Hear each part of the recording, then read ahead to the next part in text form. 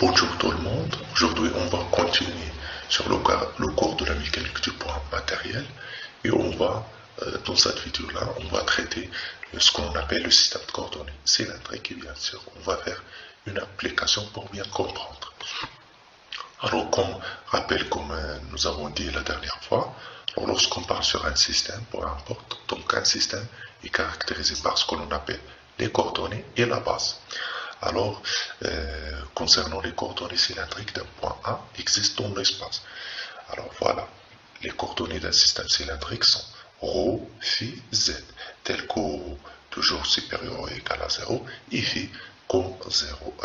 Nous avons ρ et phi varie entre 0 et 2π. Donc voilà phi, et voilà OP, voilà OA.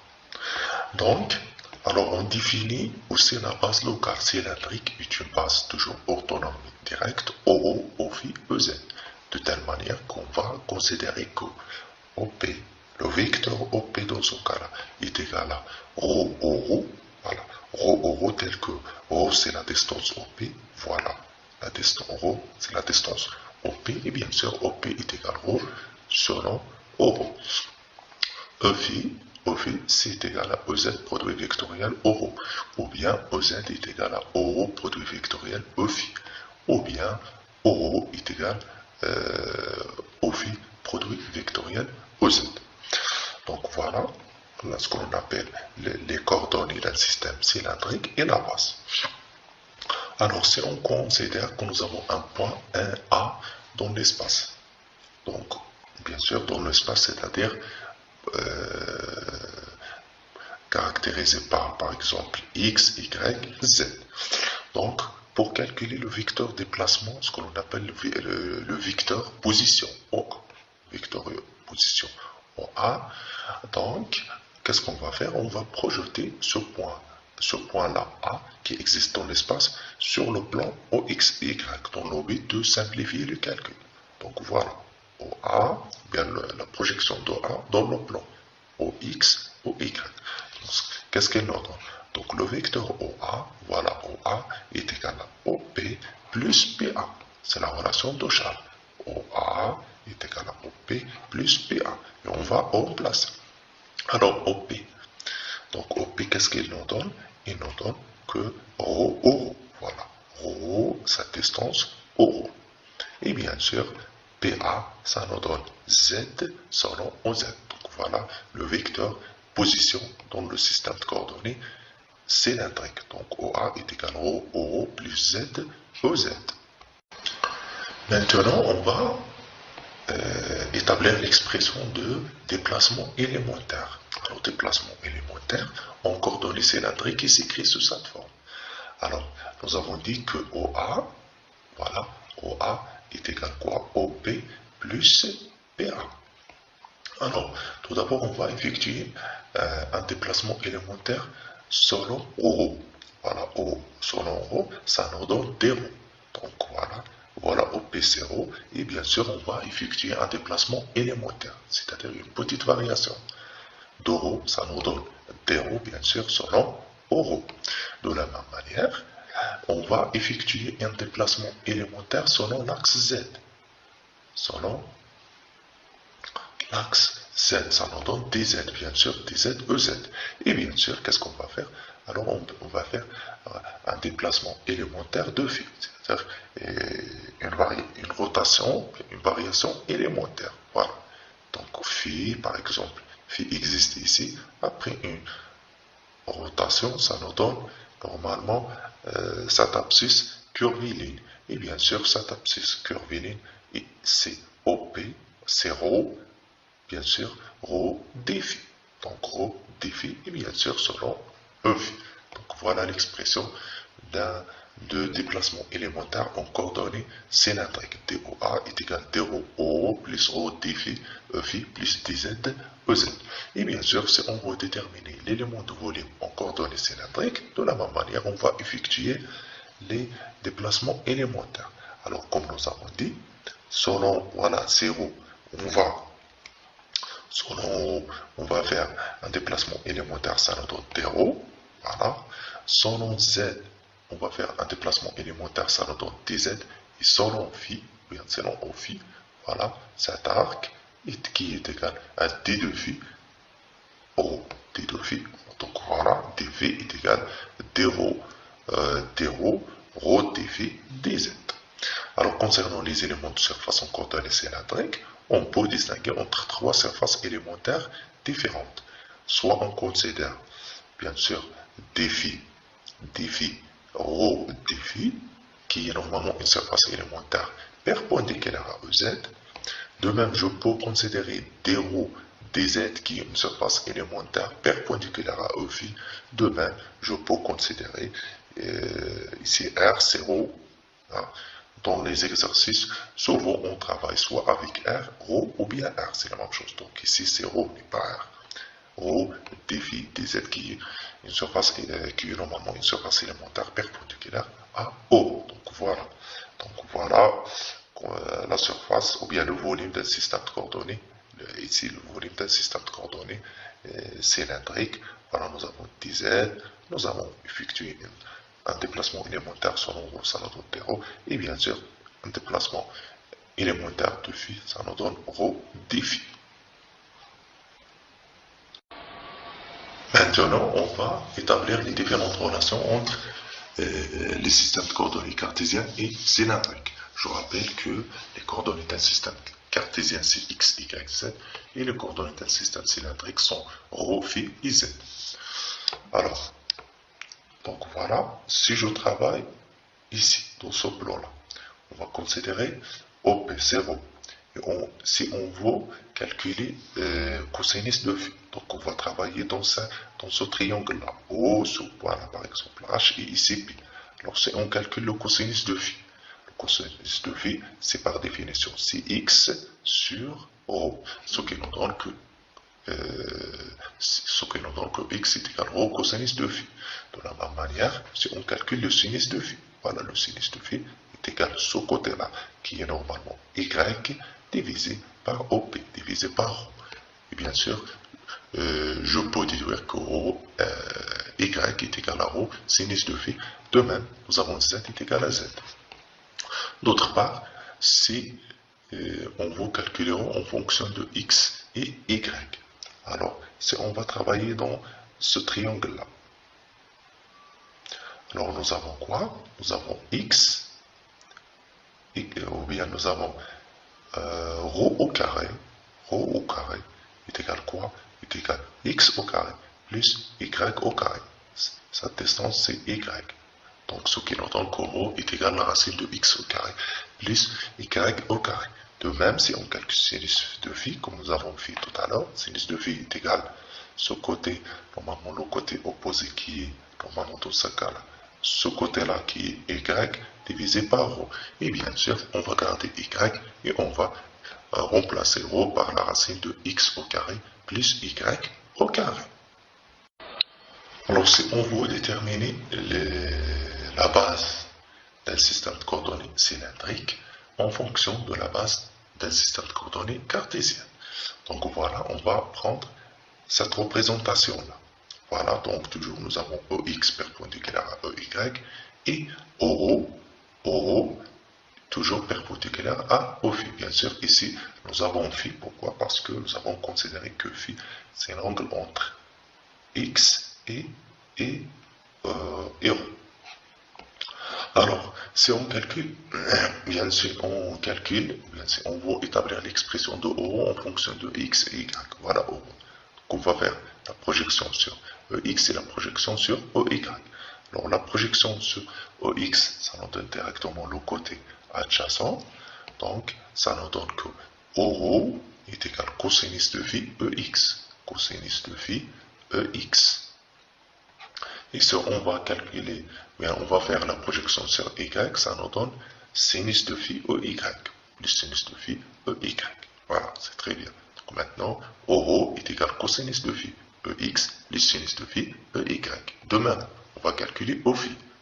Alors, EφI, on va faire la projection sur EY tout d'abord. Ça nous donne le côté adjacent. C'est cosinus de phi EY. Cosinus de phi E égale. Ici, on va faire la projection sur EX. Attention, ici, on travaille avec moins EX. Donc, il faut pas oublier le moins. Donc, ça nous donne moins sinus de phi EX. Donc, voilà l'expression de euro en fonction de EX, Y et l'expression de OPhi en fonction de EX, EY. Maintenant, on va traiter les relations entre les vecteurs de base et leurs dérivés. Donc, nous avons dit que O est égal à cos phi EX plus sinus phi EY, E phi moins sinus de phi EX plus cosinus de phi EY. Cela montre qu'O est une fonction de phi et O phi est une fonction de phi. Donc, alors on calcule d de euro sur d de t. Voilà, d de euro sur d de t. Donc, il est impossible de calculer normalement cette dérivée-là d'une manière directe. Pourquoi? Parce que nous avons euro dans l'expression dépend de phi et ici on veut déterminer, on veut calculer la dérivée en fonction du temps. Donc, qu'est-ce qu'on va faire? Alors, on va d de euro sur d phi. Donc, on va diviser par phi et on va multiplier par phi. D de phi sur d de t. Alors directement d de phi sur d de t, ça nous donne phi point. Et on va calculer d de euro sur d de phi. Alors d de euro sur d de phi. La dérivée de cosinus phi, ça nous donne moins. Donc moins sinus de phi, EX. Et la dérivée de sinus, ça nous donne plus. Donc plus cosinus de phi, EY. Bien sûr, si on va, nous avons phi point comme facteur. Donc voilà phi point. Ici, on va déterminer cette quantité-là. Moins sinus de phi EX plus cosinus de phi EY. Ce n'est rien d'autre que E phi. Donc voilà, alors si on calcule d de euro sur d de t, ça nous donne directement d de euro sur d de t, ça nous donne directement phi point E phi. Phi point E phi. Alors, qu'est-ce qu'on va faire? On va faire l'inverse. Maintenant, on va calculer d de O phi sur d de t. Et or, O phi, il dépend de phi. Donc, il suffit de diviser par phi et multiplier par diviser par d phi et multiplier par d phi. Donc, nous avons d de E phi sur d de phi fois d de phi sur d de t. Donc, par définition, d de phi sur d de t, ça nous donne phi point. Et on va calculer la dérivée de E phi par rapport à phi. Alors, la dérivée de sinus, ça nous donne directement cosinus. Et bien sûr, nous avons moins. Qu'est-ce qu'il nous reste? Moins cosinus de phi EX. De la même manière, la dérivée de cosinus de phi, ça nous donne moins sinus de phi, et par conséquent, moins sinus de phi. Donc, qu'est-ce qu'on va faire? Alors, on va factoriser par moins phi point. Qu'est-ce qu'il nous reste ici? Cosinus phi EX plus sinus phi de EY. Et ça, c'est euro. Donc, voilà, c'est moins phi point euro. Donc, d'une manière générale, si nous avons ce vecteur-là, E phi, à euro et OV, et on veut déterminer la dérivée de euro par rapport au temps, donc directement ça nous donne phi point euro, mais si on calcule la dérivée de phi par rapport à t, ça nous donne directement moins phi point euro. Donc voilà, ici par exemple c'est le sens positif, par contre ici on considère, bien on suppose que nous avons un sens inverse, sens négatif. Maintenant, on va établir la vitesse dans le système de coordonnées cylindrique. Donc, par définition, la vitesse de A par rapport à R, par rapport au repère, est égale d de OA sur d de t par rapport à R. Or, nous avons dit que OA dans le système de coordonnées cylindrique est égal à ρ plus Z, EZ. Donc, v de A sur R est égal à d sur dt, et bien sûr, on va remplacer OA. OA par ρ plus Z, EZ. Bien sûr, on va développer cette quantité, ça nous donne d de ρ sur d de t par rapport à R plus d z EZ sur dt par rapport à R. Alors attention, ici nous avons deux fonctions, ça nous donne d de ρ sur d de t euro plus d de ρ sur d de t par rapport à R euro. De la même manière, ici nous avons deux fonctions. Donc on va dériver dz sur dt par rapport à R EZ plus l'inverse, d de EZ sur d de t fois z. Or, comme OZ est fixe dans le repère R, donc OZ c'est fixe dans le repère R, donc directement ça nous donne que d de EZ sur d de t, ça nous donne 0. Et finalement, on va arriver à cette quantité-là. Juste, on va remplacer d de EZ sur d de t par rapport à 0. Donc, qu'est-ce qu'il nous reste? d euro sur d de t euro plus d de euro sur d de t par rapport à R rho plus dz sur d de t au z. Donc, alors qu'est-ce qu'on va faire? Alors, au niveau donc d rho sur d de t au rho plus d de rho sur d de t par rapport à A. Comme nous avons dit la dernière fois, donc pour calculer d de rho sur d de t par rapport à R, donc il suffit de faire normalement cette transformation. Donc d de rho sur d de phi fois d de phi sur d de t et de trouver phi point e phi. Plus, bien sûr, plus dz sur d de t e A. Or, comme nous avons démontré que d de rho sur d de t est égal, attention, ici c'est phi point, j'ai oublié, c'est phi point ici, c'est d de rho sur d de, d de rho sur d phi, nous avons trouvé c'est o phi, donc voilà, donc d o phi, donc cette quantité-là devient phi point o phi. Et bien sûr, donc finalement, nous avons phi de A sur R, ça nous donne. Donc cette quantité-là, c'est rho point o rho, voilà, rho point o rho, plus cette quantité-là, voilà rho, et cette d phi sur d de t, phi point, et d de rho sur d de phi, ça nous donne e phi, plus dz sur d de t, ça nous donne z point oz. Bien sûr, voilà. Alors phi point c'est d phi sur d de t, rho point c'est d rho sur d de t par rapport à R, phi point c'est d de phi sur d par rapport à R, et z point c'est dz sur dt par rapport à R. Alors si on veut déterminer le module ou bien la norme de la vitesse en coordonnées cylindrique, donc V est égal à la racine carrée de rho point au carré plus rho phi point le tout au carré plus z point au carré. Maintenant, on va calculer le vecteur accélération dans le système de coordonnées cylindrique. Alors, par définition, l'accélération gamma de A par rapport à R est égale à d de V sur d de t par rapport à R, d de O à 2 sur d de 2 par rapport à R. Or, nous avons démontré que V de A par rapport à R est égal à rho point o rho plus rho phi point o phi plus z point ez. Donc, par conséquent, que gamma de A par rapport à R, donc je vais garder ici d sur d de t, et on va remplacer la vitesse par cette expression-là. Et bien sûr, ici on va développer juste cette quantité-là, on va développer donc d de rho point o rho sur d de t par rapport à R, plus d de rho phi point e phi par rapport divisé par d de t par rapport à R, plus dz point ez sur d de t par rapport à R. Donc toujours, on va développer en plus cette quantité-là. Donc ça nous donne ici, ça nous donne d rho point sur d de t par rapport à R, rho, plus l'inverse, plus d de rho sur d de t par rapport à R, rho point. De la même manière, ici, nous avons d de phi sur d de t par rapport à R. Qu'est-ce qu'il nous reste? Phi point o phi, plus rho, d de phi point sur d de t par rapport à R, e phi, plus rho phi point d de e phi sur d de t par rapport à R. De la même manière, ici, nous avons deux fonctions, z point ez. Donc, d sur d de t, z point ez, plus d de ez sur d de t par rapport à R, z point. Or, nous avons dit que ez est fixe dans le repère R. Par conséquent, donc d de ez sur d de t est égal à 0. Donc, on va remplacer d de ez sur d de t par rapport à R par 0. Qu'est-ce qu'il nous reste? Il nous reste cette quantité-là. Alors, or, comme, donc il suffit de calculer cette quantité-là et cette quantité-là et cette quantité-là. Alors, on sait très bien que d de rho sur d de t par rapport à R, ça nous donne phi point e phi, et d de e phi sur d de t par d de t, ça nous donne moins phi point o rho. Donc qu'est-ce qu'il nous reste? Que l'accélération est égale.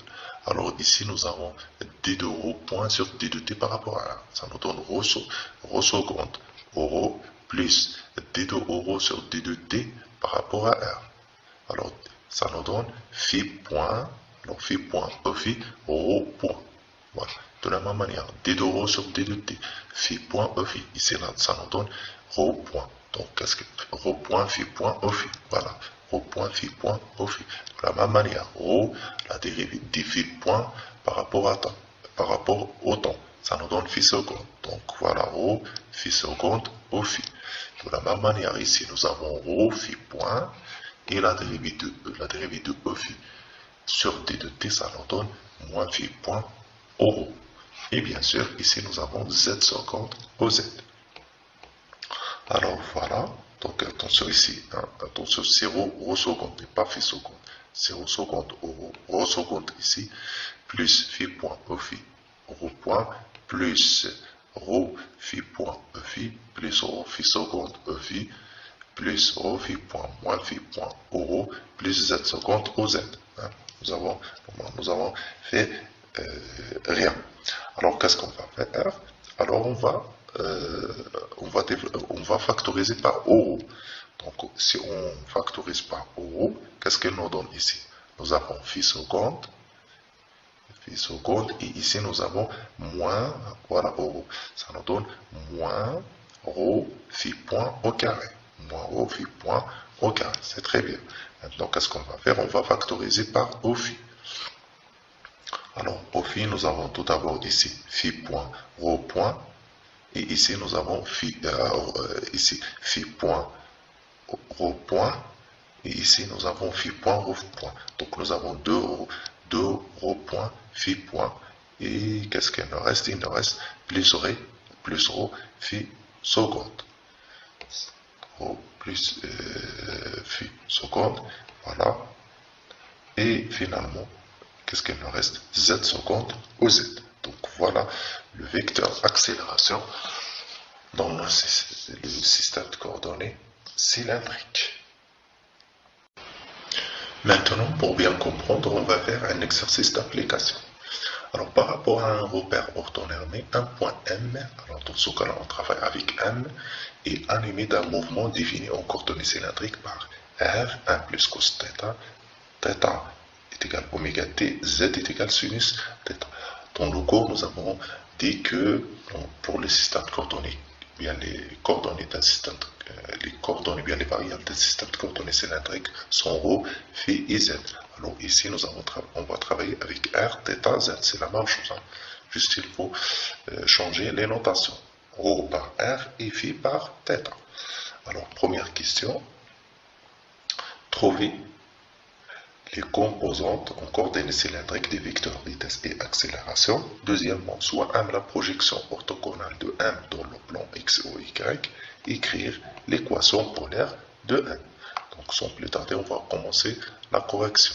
Alors concernant le calcul de la vitesse, donc dans le cours, nous avons démontré que V de A par rapport à R est égal à R point ER plus R θ point Oθ plus Z point OZ.